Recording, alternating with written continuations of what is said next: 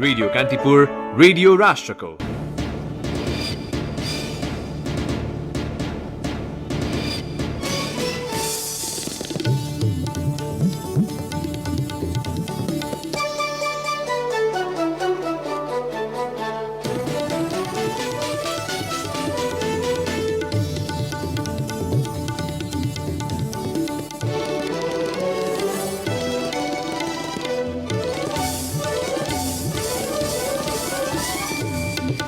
दुवै समूहको हित हुने गरी मिलेर अघि बढ्न नेकपा नेताहरूलाई चिनिया टोलीको सुझाव। नेपालको आन्तरिक मामिलामा हस्तक्षेप नगरेको चीनको स्पष्टोक्ति। सरकार र उखु किसान बीच 4 बुँदे सहमति। 16 दिनदेखिको आन्दोलन स्थगित। किसानले 21 दिनभित्र भुक्तानी पाउने। नेपालमा धान उत्पादन 71,000 टनले वृद्धि। आत्मनिर्भर हुन अझै 10 लाख टन अपुग हुने। व्यापार सम्झौतापछि EU र बेलायत बीचको अन्योलता हट्दै EUको एकल बजार नीति बेलायतका लागि बाध्यकारी नहुने। र साफ च्याम्पियनसिपको नयाँ संस्करण बङ्गलादेशको ढाकामा आगामी सेप्टेम्बरमा हुने। नमस्कार, कान्तिपुर डायरीबाट सहकर्मी केशु र म प्रकाश। समाचार अब विस्तारमा। नेपालको पछिल्लो राजनीतिक घटनाक्रम बुझ्न उत्तरी छिमेकी चीनबाट आएको विशेष टोलीले नेकपाका दुवै समूह ओली र दाहाल नेपाललाई फाइदा हुने गरी मिलेर अगाडि बढ्न सुझाव दिएको छ। प्रधानमन्त्री केपी शर्मा ओलीले प्रतिनिधि सभा विघटन गरेर राजनीतिक संकट गहिरिएपछि चिनिया कम्युनिष्ट पार्टी केन्द्रीय कमिटी अन्तर्राष्ट्रिय विभागका उपमन्त्री कुओ एउचौको नेतृत्वमा आइतबार 4 सदस्यीय टोली काठमाडौँ आएको थियो। तत्कालीन एमाले र माओवादी केन्द्रबीच चुनावी गठबन्धन हुँदै पार्टी एकता र करिब 2/3 बहुमतको सरकार बनेपछि चीन केही उत्साहित थियो। राष्ट्रपति सी जिनपिङको नेपाल भ्रमणपछि चिनिया कम्युनिष्ट पार्टी र नेकपा बीच अनुभव आदान प्रदान र प्रशिक्षणका श्रृङ्खला पनि सुरु भएका थिए। नेकपा भित्रको विवाद उत्कर्षमा पुगेर पार्टी फुटेपछि चिनिया कम्युनिष्ट पार्टीको टोली काठमाडौँ उत्रिएको हो। टोलीले दोस्रो दिन हिजो खुमलटार पुगेर नेकपा दाहाल नेपाल समूहका अध्यक्ष पुष्पकमल दाहाल, सोही समूहका अर्का अध्यक्ष माधव कुमार नेपाल र वरिष्ठ नेता झलनाथ खनालसँग छुट्टा छुट्टै भेटवार्ता गर्यो। टोलीले आइतबार काठमाडौँ उत्रिए लगत्तै राष्ट्रपति विद्यादेवी भण्डारी र प्रधानमन्त्री ओलीलाई भेटेको थियो। प्रधानमन्त्री ओलीका परराष्ट्र मामिला सल्लाहकार राजन भट्टराईले ओली र चिनिया टोलीबीच शिष्टाचार भेटवार्ता भएको बताउनु भएको थियो। यी भेटघाटहरूमा उपस्थित नेकपाका नेताहरूले कान्तिपुरलाई दिएको जानकारी अनुसार चिनिया टोलीले सबैभन्दा पहिले के कारणले विवाद भएको हो भन्नेबारे विस्तृत जानकारी लिएको थियो। सबै नेताहरूले नेकपाको विवादबारे आफ्नो तर्फबाट जानकारी गराएका थिए। भेटवार्तामा बसेका एक नेताले भने अन्त्यमा चिनियाहरूले कूटनीतिक शैलीमा दुवै समूहलाई फाइदा हुने गरी मिलेर अघि बढ्न सुझाव दिएका थिए। सो टोली दाहाललाई भेट्न बिहान 9:30 बजे खुमलटार आएको दाहालको सचिवालयकी सदस्य गंगा दाहालले कान्तिपुरलाई बताउनुभयो। सो भेटवार्तामा दुवै समूह मिलेर अघि बढ्न चिनिया टोलीले सुझाव दिएको बैठकमा सहभागी अर्का एक नेताले जानकारी दिए। जवाफमा दाहालले ओलीले प्रतिनिधि सभा विघटनको सम्बन्धमा आत्मालोचना गर्दै आफ्नो निर्णय फिर्ता लिए मिलेर अघि बढ्ने बाटो खुल्ला हुने बताउनु भएको थियो। चिनिया कम्युनिष्ट पार्टीको अन्तर्राष्ट्रिय विभागको प्रतिनिधि मण्डलको जारी नेपाल भ्रमण कुनै हस्तक्षेपका लागि नभएको चीनले स्पष्ट पारेको छ। आपसी राजनैतिक विश्वास बढाउन र मित्रतालाई मजबुत बनाउनका लागि भ्रमण केन्द्रित रहेको चीनको विदेश मन्त्रालयका प्रवक्ता चाओ ली चेनले बताउनु भएको छ। सत्तारूढ नेकपा आन्तरिक द्वन्द्वले विभाजित भएपछि नेपालमा संसद विघटन भई राजनैतिक संकट उत्पन्न भएका बेला चीनले आफ्नो पार्टीका नेतालाई काठमाडौँ पठाएको हो।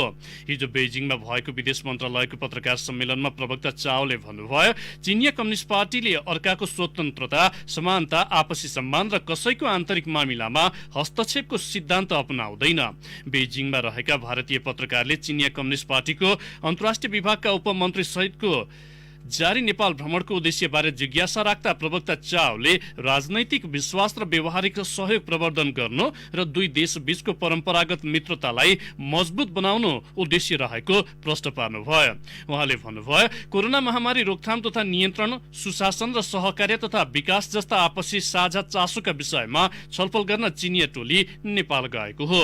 चीन र नेपाल असल छिमेकी, सच्चा साथी र राम्रा साझेदार भएको उल्लेख गर्दै उहाँले चिनिया कम्युनिष्ट पार्टीले नेपालका मुख्य पार्टीहरूसँग घनिष्ठ सम्बन्ध बनाएको पनि उल्लेख गर्नुभयो। उखुको बक्यौता रकम माग गर्दै माइती घरमा आन्दोलनरत उखु किसान र सरकारबीच 4 बुँदे सहमति भएको छ। हिजो उद्योग वाणिज्य तथा आपूर्ति मन्त्रालयमा उखु किसान संघर्ष समिति र मन्त्रालयका पदाधिकारीबीच भएको वार्तामा मन्त्रालयले चिनी उद्योगीले किसानलाई भुक्तानी गर्नुपर्ने बक्यौता 21 दिनभित्र उपलब्ध गराउने सहमति जुटेको हो। तोकिएको म्यादभित्र बक्यौता रकम भुक्तानी नगर्ने चिनी उद्योगीलाई सम्बन्धित सरकारवाला निकायसँग समन्वय गरी थप कानूनी कार्यवाहीको प्रक्रिया अगाडि बढाउने पनि सहमतिमा जनाइएको छ। मन्त्रालयका प्रवक्ता नारायण प्रसाद रेग्मीले भन्नुभयो, किसान संघको छलफलमा 4 बुँदे सहमतिसँगै उखु किसानको धरना पनि स्थगित भएको छ। उखु किसान र चिनी उद्योगसँग सम्बन्धित अन्य समस्याका बारेमा अध्ययन गरी 120 दिनभित्र सुझाव पेश गर्न एक संयुक्त प्राविधिक समिति गठन गर्ने पनि सहमतिको बुँदामा उल्लेख छ। समितिमा उद्योग मन्त्रालय, कृषि तथा पशुपक्षी विकास मन्त्रालय, गृह मन्त्रालय, चिनी उत्पादक संघ, किसान र उखु किसान संघर्ष समितिबाट पनि प्रतिनिधि रहनेछन्। संघर्ष समितिले चिनी मिलले अझै 90 करोड भुक्तानी गर्न बाँकी रहेको बताउँदै आएको छ भने उद्योगीले मन्त्रालयमा करिब 65 करोड बाँकी रहेको जनाएका छन्। रकममा किसान र उद्योगी बीच नै अन्तर परेपछि समितिले थप यकिन गर्ने जनाएको छ। यो वर्ष धान उत्पादन बढे पनि आत्मनिर्भर हुन अझै 10 लाख टन अपुग रहेको देखिएको छ। कृषि तथा पशुपन्छी विकास मन्त्रालयले हिजो सार्वजनिक गरेको विवरण अनुसार आर्थिक वर्ष 77-78 मा 56,21,710 टन धान उत्पादन भएको छ। अघिल्लो वर्ष 55,50,878 टन धान उत्पादन भएको थियो। उत्पादन 70,732 टनले बढे पनि आयात प्रशस्त छ। चालु आर्थिक वर्षको पहिलो 4 महिनामै 3,46,161 टन आयात भएको भन्सार विभागको तथ्याङ्क छ। चामल मुख्यतः भारतबाट आयात हुन्छ। मन्त्रालयले भने उपभोक्ताको आय स्तर बढेकाले मिठो मसिनो खाने बानीले वर्षेनी आयात बढेको दावी गरेको छ। उत्पादन र आयातको तथ्याङ्कले धानमा आत्मनिर्भर हुन अझै समय लाग्ने देखाउँछ। वार्षिक 10 लाख टन अपुग हुने मन्त्रालयका वरिष्ठ तथ्याङ्क अधिकृत रामकृष्ण रेग्मी बताउनुहुन्छ। उहाँले भन्नुभयो, जनसङ्ख्या बढेसँगै चामलको माग पनि बढ्दो रहेको छ। 3 वर्ष यताको तथ्याङ्क अनुसार वार्षिक 10 लाख टन आयात हुन्छ। यो वर्ष पनि अपुग नै छ। 10 लाख टन आयात हुने आंकलन गरेका छौं। धानको उत्पादकत्व बढाउन सकिन्छ, तर त्यसका लागि समयमै मल, बिउ र पर्याप्त मात्रामा सिंचाइ आवश्यक रहेको जानकारहरू बताउँछन्। नेकपा ओली समूहमा रहेका प्रदेश 1 का प्रमुख सचेतक बुद्धि कुमार राज भण्डारीले मुख्यमन्त्री शेरधन राई विरुद्ध आइतबार अविश्वासको प्रस्ताव दर्ता गराएका प्रदेशसभा सदस्यहरूलाई हिजो स्पष्टीकरण सोध्नु भएको छ। संसदीय दलमा छलफल नगरी प्रदेशसभा सचिवालयमा प्रस्ताव दर्ता गराएकाले 24 घण्टाभित्र प्रस्ताव फिर्ता सहित स्पष्टीकरण पेश गर्न पत्र पठाएको प्रमुख सचेतक राज भण्डारीले बताउनुभयो। स्पष्टीकरण नदिनेलाई संविधान, राजनैतिक दल सम्बन्धी ऐन, कानून र दलको विधान बमोजिम कारबाही गर्ने पत्रमा उल्लेख गरिएको छ। प्रदेशसभा सदस्यहरूलाई फोन मार्फत जानकारी गराएको र लिखित पत्र हुलाक मार्फत पठाइएको राज भण्डारीले सुनाउनुभयो। मुख्यमन्त्री राईले संसदीय दलमा स्पष्ट अल्पमतमा परिसकेको अवस्थामा पनि आफ्ना पक्षमा बहुमत पुर्याउने हतियारका रूपमा स्पष्टीकरणलाई प्रयोग गरेको निवर्तमान मन्त्री इन्द्रबहादुर आङबोले बताउनुभयो। कान्तिपुर डायरीमा अब ब्रेकको पालो। कान्तिपुर डायरीमा अब बाँकी प्रसङ्ग। कंग्रेसले प्रतिनिधि सभा विघटन गर्ने प्रधानमन्त्री केपी शर्मा ओलीको कदमलाई असंवैधानिक भन्दै हिजो देशैभर प्रदर्शन गरेको छ। असंवैधानिक कदम सच्याउने बाटोबारे भने केन्द्रीय कार्यसमिति बैठकमा जस्तै सडक प्रदर्शनमा पनि नेताहरूको मत बाजिएको छ।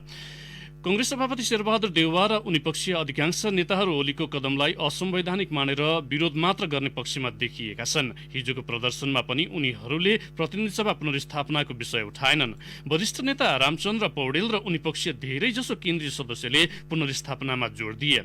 भक्तपुरको निर्वाचन क्षेत्र नम्बर 2 ले आयोजना गरेको कार्यक्रममा सभापति देउवाले अदालतको विषयमा पार्टीले बोल्दै नबोल्ने प्रश्न पार्नुभयो। प्रतिनिधि सभा पुनर्स्थापनाका पक्षमा आवाज नउठाउन आफ्ना केन्द्रीय सदस्यहरूलाई निर्देशन दिएर आलोचित बन्नुभएका कंग्रेस सभापति शेरबहादुर देउवा पछिल्लो समय अदालतमा विचाराधीन विषयमा पार्टीले यसो गर त्यसो गर नगर भन्ने अभिव्यक्ति दिएर चर्चामा आउनु भएको छ। यसले प्रधानमन्त्रीको कदम असंवैधानिक र अलोकतान्त्रिक पनि भन्ने र त्यो कदम सच्याउनु पर्छ नभन्ने कंग्रेसको दोधारे चरित्र बुझि नसक्नुको देखिएको छ। लोकतन्त्रको पहरेदार भन्ने पार्टीले मुलुकको राजनीति कठिन मोडमा उभिएका बेला दोधारे नीति लिने छुट पाउँछ त? एक टिप्पणी। कांग्रेसले पार्टी भित्रै निर्णय गरेर प्रतिनिधि सभा भङ्ग गर्ने प्रधानमन्त्री केपी शर्मा ओलीको निर्णय असंवैधानिक र अलोकतान्त्रिक भनेको हो। प्रधानमन्त्रीको सोही कदमको विरोधमा देशव्यापी रूपमा विरोध प्रदर्शन गर्ने निर्णय पनि पार्टी केन्द्रीय कमिटीकै हो। तर पार्टी सभापति शेरबहादुर देउवाले भक्तपुरमा आयोजित सभामा अदालतमा विचाराधीन मुद्दामा यो गर त्यो नगर भनेर कांग्रेसले नबोल्ने स्पष्ट पार्नुभयो। त्यसो त यसअघि उहाँ आफ्ना केन्द्रीय सदस्यहरूलाई प्रतिनिधि सभा पुनर्स्थापनाको बारेमा नबोल्न निर्देशन दिएर आलोचित भइसक्नु भएको थियो। अदालतको निर्णय मान्ने पार्टी हो भने संसद भङ्ग गर्ने प्रधानमन्त्रीको कदमलाई अलोकतान्त्रिक र असंवैधानिक के का आधारमा कांग्रेसले भन्यो त? अदालतमा विचाराधीन मुद्दाका बारेमा यसो वा त्यसो नगर्ने भए केन्द्रीय कमिटीबाट निर्णय गराएर विरोध सभा कुन नैतिक बलमा कांग्रेसले आयोजना गरे त? यसको जवाफ कांग्रेस दलले मात्र होइन, जनताले पनि देउवासँग माग्नु पर्ने भएको छ। लोकतान्त्रिक शासन व्यवस्थाको एउटा धरोहर जनप्रतिनिधिहरूको थलो संसद विघटनका बारेमा प्रखर रूपमा आवाज उठाउन सक्दैन भने कांग्रेसले आफूलाई लोकतन्त्रको पहरेदार भन्न छाडे हुन्छ वा लोकतन्त्र रक्षा हामीले मात्रै गर्न सक्छौं भन्ने डिङ हाँक्न छाडे हुन्छ। सरकार अलोकप्रिय भएको मौकामा चुनावको घोषणा भयो भन्दै केही बढी सिट जितिएला भनेर र्याल काट्दा लोकतन्त्रको चिरहरण भयो कि भएन भनेर कांग्रेसले सोच्न पर्छ कि पर्दैन? संविधान, लोकतन्त्र र संहिता नै धरापमा पर्ने संसद भङ्गको कुकृत्यलाई पनि चुनावी सिटसँग नापतोल गर्न छाडिएन भने यो पटक प्रतिपक्षीको कित्तामा हुतिएको कांग्रेस अर्को चुनावमा कहाँ पुग्ला अनुमान गर्न गाह्रो छ। संविधानको व्याख्या गर्ने सर्वोच्च अदालतले हो, तर संविधान भन्दा माथि त अदालत पनि छैन। संविधानमा नभएको व्यवस्थालाई आधार बनाएर संसद भङ्ग गर्ने निर्णय हुँदा त्यसो गर्नु न्याय र तर्कसंगत होइन भनेर बोल्दा अदालतको अवहेलना ठहर्दैन। अहिलेको प्रश्न भनेको अदालतको अवहेलना हुन्छ कि हुन्न भन्ने नै होइन, विधि र पद्धति मान्ने कि नमान्ने भन्ने हो। हुन त कांग्रेस सभापति देउवा विधि र पद्धतिमा उति साह्रो विश्वास गरिहाल्ने व्यक्ति होइन। नयाँ र ताजा जनादेशमा जानका लागि प्रधानमन्त्रीले संसद भङ्ग गराएको भनेर सोझो र एकाङ्की लक काटेर अहिले नै सत्ताको जोड घटाउमा लाग्नु भनेको मूर्खता मात्रै हो। छँदा खाँदाको झण्डै 2/3 बहुमत लत्याएर पार्टी विभाजनमा पुर्याएर ओलीले चुनाव गराउँछन् र त्यही चुनावमा बहुमत ल्याएर वा कांग्रेसलाई ठूलो पार्टी बनाएर ज्योतिषले भविष्यवाणी गरे जस्तो प्रधानमन्त्री हुने देउवाको दिवा स्वप्न मात्रै हो। सिंगो पार्टी पंक्ति एक भएर संसद भङ्ग विरुद्ध आवाज उठाउँदा पनि देउवा बोल्न सक्दैनन् भने उनीबाट लोकतन्त्र त पर स्वयं कांग्रेसकै बेडा पार हुँदैन। राजनीति र कूटनीतिका ज्ञाता चाणक्य भन्थे एकाकिना तपो द्वाभ्याम पठनम गायनम त्रिवी चतुर्भिर्गमनम क्षेत्रम पञ्चभिर्बहुभिरण, अर्थात तपस्या एक्लैले, अध्ययन 2 जना मिलेर, संगीत 3 जनाले, बाटो हिँड्ने काम 4 जनाले, खेतीको काम 5 जनाले र लडाई धेरैले मिलेर गर्दा राम्रो हुन्छ। स्वेच्छाचारिता र अधिनायकवाद विरुद्धको लडाईमा देउवा अब एक्लै हिँड्छन् कि अरूसँग त्यो हेर्न बाँकी छ। रेडियो कान्तिपुरका लागि पवन आचार्य।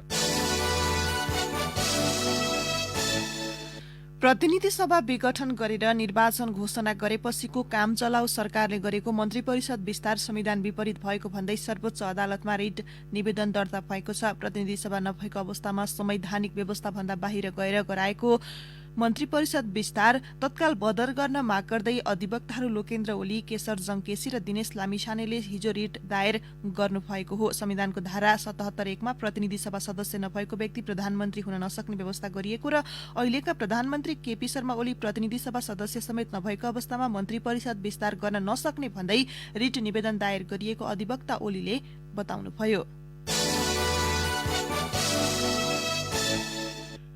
अब कान्तिपुर सविस्तारको पालो। कान्तिपुर सविस्तार। सरकारले घना बस्ती र व्यस्त सडक नजिक रहेका काठमाडौँ उपत्यकाका पेट्रोल पम्पहरू स्थानान्तरण गर्ने योजना अघि सारै पनि कार्यान्वयन भएको छैन। अति प्रज्वलनशील पदार्थ वितरण गर्ने संरचना नै मापदण्ड विपरीत सञ्चालन हुँदा जोखिम त उत्तिकै छ। दुर्घटना भइहाले पनि नियन्त्रणका लागि स्रोत साधनको अपर्याप्तताले यो थप पेचिलो बनेको अग्नि नियन्त्रकहरू बताउँछन्।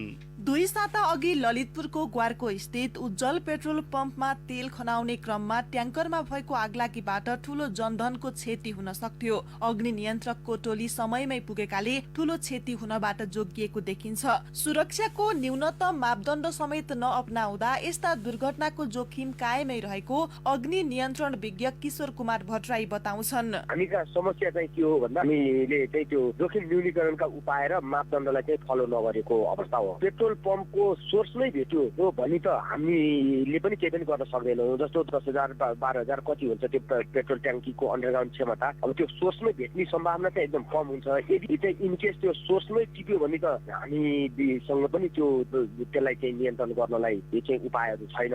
नेपाल आयल निगमका अनुसार काठमाडौँ उपत्यकाभित्र हाल 125 वटा पेट्रोल पम्पहरू सञ्चालनमा छन्। पेट्रोलियम पदार्थ विक्रेता बी नियमावली 2075 लाई आधार मान्ने हो भने उपत्यकाका कुनै पनि पेट्रोल पम्पहरू मापदण्डभित्र छैनन्।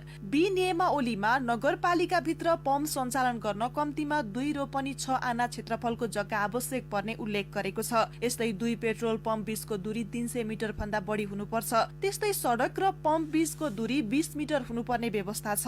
सरकारले सवारी आवागमनलाई बाधा पर्ने गरी सञ्चालनमा रहेका पम्पको बिक्री स्थल अन्यत्र सार्न 1 वर्ष अघि नै निगमलाई निर्देशन दिएको थियो। स्थानान्तरणका लागि पटक पटक पत्राचार गरे पनि सञ्चालकहरू आनाकानी गरिरहेको बताउँछन् निगमका प्रवक्ता विनित मणि उपाध्याय। अन्यत्र स्थानान्तरण गर्न भनेर निगमले चाहिँ उनीहरूलाई निर्देशन दिइरहेको छ। पटक पटक हामीले पत्राचार पनि गरिसकेका छौँ। उहाँहरू पनि आइरहनु भएको छ, केही पेट्रोल पम्पवालाहरू पनि आइरहनु भएको छ, हामीसँग समन्वय गर्नलाई आइरहनु भएको छ। भन्नु भएको छ कि अब यो काठमाडौँमा अहिले तत्कालमा चाहिँ जग्गा जमिनको जुन एउटा महँगी छ, त्यो महँगाईको कारणले अहिले भन्ने बित्तिकै हामी चाहिँ जान सकिरहेको अवस्था छ। हामी जग्गा जमिन खोजिरहेछौँ भनेर भन्नु भएको छ। तर पनि जे जस्तो यस्तो अवस्था भए तापनि यो पेट्रोल पम्पहरू सञ्चालन गर्दाखेरि तिनीहरूलाई चाहिँ के हुन्छ भन्दाखेरि सुरक्षाको मापदण्डहरू उनीहरूले पूरा गरेर मात्रै पेट्रोल पम्प सञ्चालन गर्न पाउँछन्। बसोबास वा आवत जावत बढी हुने स्थानमा रहेका पेट्रोल पम्पमा दुर्घटना भए ठूलो क्षति हुन सक्ने हेका नियामक निकायलाई भए पनि आफैले गरेको निर्णय कार्यान्वयन गर्न सकेको छैन। अति प्रज्वलनशील पदार्थ वितरण गर्ने संरचना मात्र होइन, वितरण प्रणाली पनि उत्तिकै असुरक्षित रहेको अग्नि नियन्त्रण विज्ञ भट्टराईको तर्क छ। जस्तो चाहिँ अहिलेसम्म पेट्रोलको सोर्समै आगो लागेको छैन।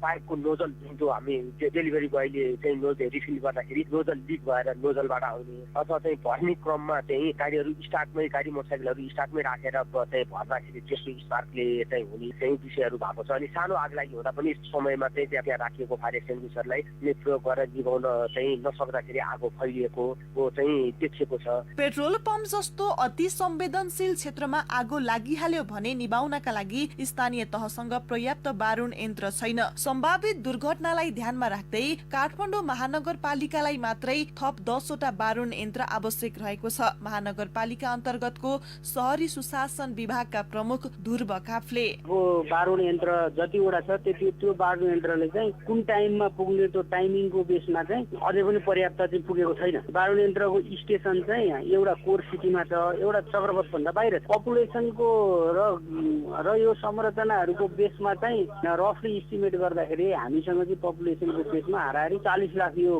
भित्रको काठमाडौँ भ्याली भित्रकै जनसङ्ख्यालाई कभर गरिरहेछ। अरू ललितपुर र भक्तपुरसँग दमकल कम भएको कारणले गर्दा काठमाडौँले कभर गरेको हुँदाखेरि हामीसँग एटलिस्ट 16 देखि 20 वटा दमकल चाहिँ विभिन्न एकै ठाउँमा होइन फरक फरक स्टेसनमा आवश्यक पर्छ कि भन्ने हो। काठमाडौँ महानगरपालिकासँग अझै पनि तपाईँको 8 देखि 10 वटा दमकल चाहिँ अझै अपुगै हुन्छ। काठमाडौँ उपत्यकामा सञ्चालित पेट्रोल पम्पहरू मापदण्ड विपरीत रहेको निगमकै अधिकारीले बताइरहँदा नियम अटेर गर्नेलाई न कारबाही भएको छ न त सम्भावित जोखिम न्यूनीकरणको उपाय नै अपनाइएको छ। कुनै दुर्घटना वा आगलागीका घटना भएपछि मात्रै यस विषयमा चर्चा हुने गरेको छ। विपद ढोल बजाएर आउँदैन, सतर्कता आफैले अपनाउने हो। अझ जथाभावी र मापदण्ड विपरीत खोलिएका पेट्रोल पम्पहरू कुनै पनि दिन बम सेल नबन्लान् भन्नका लागि अहिले नै केही गर्ने बेला भइसकेको छ। रेडियो कान्तिपुरका लागि केशु लामिछाने।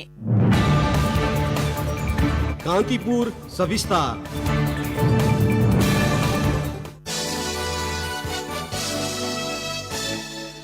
अब केही समाचार संक्षेपमा। बेलायतबाट फर्केका 5 जनामा देखिएको कोरोना भाइरस नयाँ प्रजातिको हो होइन भन्ने यकिन गर्न अनुसन्धान शुरू भएको छ। बेलायतमा नयाँ प्रकारको भाइरस फैलिरहेकाले उनीहरूमा पनि त्यसैको संक्रमण भएको आशंका गरिएको हो। श्रम रोजगार तथा सामाजिक सुरक्षा मन्त्रालयले वैदेशिक रोजगार ऐन विपरीत जापानको श्रमिक भर्ना प्रक्रियामा मन्त्रालयको प्रतिनिधिलाई राखेको छ। आफै छानबिन र अनुगमन गर्नुपर्ने भूमिकामा रहेको मन्त्रालयले आफ्नै प्रतिनिधिलाई राख्ने गरी निर्देशिका तयार पारेको हो। गत वर्ष संघीय सरकारको निर्देशन अनुसार कर्णालीमा करिब 2000 छाउगोठ प्रहरीले भत्कायो, तर छाउगोठ भत्किए पनि मानसिकता अझै परिवर्तन नभएको भन्दै कर्णाली सरकारले कार्यविधि नै तयार पारेको छ। प्रदेश 1 मा अविश्वासको प्रस्ताव दर्ता भएसँगै मुख्यमन्त्री शेरधन राई अल्पमतमा पर्नु भएको छ। मुख्यमन्त्री राई अल्पमतमा परेसँगै दुवै पक्षको तानातानमा कांग्रेस परेको छ। निर्वाचन आयोगले वैशाख 17 र 27 मा घोषित प्रतिनिधि सभाको चुनावका लागि निर्वाचन क्यालेण्डर तयार पार्न थालेको छ। निर्वाचनसम्म 120 दिनको समय सीमा तोकेर चुनाव लक्षित विभिन्न कार्यक्रमको तयारीमा आयोग जुटेको हो। र प्रतिनिधि सभा पुनर्स्थापनाको माग राख्दै जनता समाजवादी पार्टीले हिजो दोस्रो चरणको सडक प्रदर्शन कार्यक्रम घोषणा गरेको छ। प्रतिनिधि सभा विघटनको असंवैधानिक कदम सच्याउन सो पार्टीले दोस्रो चरणको आन्दोलन सुरु गर्न लागेको हो। कान्तिपुर डायरीमा पुनः ब्रेकको पालो। ब्रेकपछि कान्तिपुर डायरीमा अब आर्थिक प्रसंग। भारतले करिब 4 महिनापछि प्याज निकासीमा लाग्दै आएको प्रतिबन्ध हटाएको छ। भारतको वाणिज्य तथा उद्योग मन्त्रालयले हिजोदेखि यसअघिको नीतिमा संशोधन गर्दै 1 जनवरीदेखि निर्यात खुल्ला गर्ने निर्णय गरेको हो। मन्त्रालय अन्तर्गतको वैदेशिक व्यापार महानिर्देशनालयद्वारा हिजो जारी परिपत्रमा भनिएको छ, 1 जनवरी 2020 शुक्रबारदेखि लागू सबै जातका प्याजको निर्यात खुल्ला गरिएको छ। आन्तरिक उत्पादन कम गएका कारण मूल्य आकाशिँदै गएपछि भारतले गत 29 भदौमा प्याजको विदेश निर्यातमा रोक लगाएको थियो। 2 वर्षमा सक्ने भन्दै सुरु भएको देशैभर अप्टिकल फाइबर बिछ्याउने परियोजना सकिनुपर्ने बेला पनि निकै सुस्त गतिमा काम भइरहेको छ। नेपाल दूरसञ्चार प्राधिकरणले सार्वजनिक गरेको प्रगति प्रतिवेदन अनुसार मध्यपहाडी लोकमार्ग हुँदै सबै जिल्ला सदरमुकाममा अप्टिकल फाइबर बिछ्याउने परियोजनाको भौतिक प्रगति मङ्सिरसम्ममा मात्र 22% रहेको छ।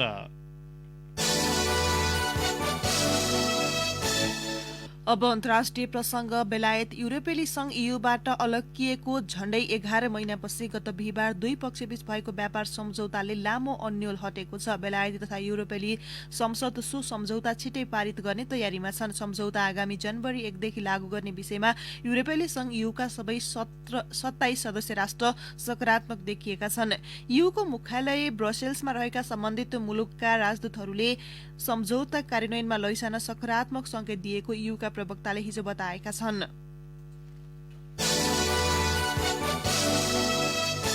अब एउटा खेल प्रसंग। दक्षिण एसियाली फुटबल महासंघ साफको कार्यसमिति बैठकले कोरोना भाइरसको महामारीका कारण स्थगित भएको साफ च्याम्पियनशिप फुटबल आउँदो सेप्टेम्बरमा गर्ने निर्णय गरेको छ। साफका अध्यक्ष काजी सलाउद्दिनको अध्यक्षतामा हिजो भएको भर्चुअल बैठकले साफ च्याम्पियनशिप सन् 2021 सेप्टेम्बर 14 देखि 25 मा बंगलादेशको ढाकामा गर्ने निर्णय गरेको हो।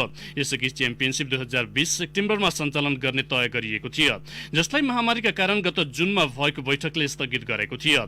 पुरुष राष्ट्रिय टिमले प्रतिस्पर्धा गर्ने साफ च्याम्पियनशिपलाई दक्षिण एसियाली फुटबलकै सबैभन्दा प्रतिष्ठित प्रतियोगिता मानिन्छ। यसमा नेपाल हालसम्म फाइनल पुग्न सकेको छैन। हवस् त यिनै प्रसङ्गसँगै कान्तिपुर डायरीको यो बुलेटिन यही सकिन्छ। अहिले केही बेरमा प्रसारण हुने हाम्रो नियमित कार्यक्रम द हेडलाइनर्समा आज हामी प्रधानमन्त्री केपी शर्मा ओलीको कदम विरुद्ध हिजो देशभर प्रदर्शन गरेको कांग्रेसको आगामी कदम के हुन्छ त भन्ने बारे नेपाली कांग्रेसका केन्द्रीय सदस्य नमिन्द्र राज जोशीसँग कुराकानी गर्दैछौँ, सुन्ने प्रयास गर्नुहोला। कान्तिपुर डायरीबाट सहकर्मी केशु र म प्रकाश आज्ञा माग्छौँ। नमस्कार।